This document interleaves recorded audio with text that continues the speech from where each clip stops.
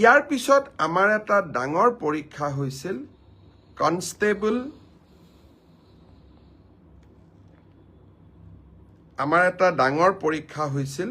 সেইটো হ'ল constable UB, constable AB, constable communication আৰু sub officer fire and emergency service.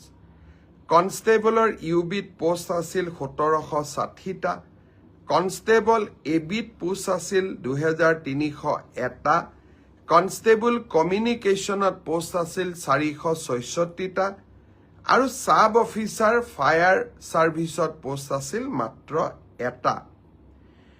এই গোটেই পৰীক্ষাটোৰ ইতিমধ্যে PST আৰু PET কমপ্লিট হ'ল। এই পৰীক্ষাটোৰ যিসকলে PST PETত কোন পাছ কৰিলে ইয়াৰে ৰিজাল্ট অসম আৰক্ষীয়ে 12 মাৰ্চ তাৰিখে ঘোষণা কৰিব।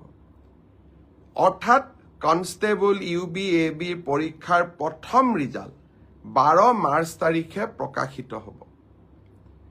ইয়াৰ পিছত আপোনালোকে নিজেও জানে যে এটা লিখিত পৰীক্ষাত আমি অৱতীৰ্ণ হ'ব লাগিব আৰু এই লিখিত পৰীক্ষাটিৰ বাবে যিসকলে কাট অফ মাৰ্ক পাবলৈ সক্ষম হ'ব তেওঁলোকে এডমিট কাৰ্ড 17 মাৰ্চৰ পৰা ডাউনলোড কৰিব পাৰিব আৰু ফাইনেলি AB UBৰ ৰিটেন টেষ্ট 23 মাৰ্চত অনুষ্ঠিত হ'ব।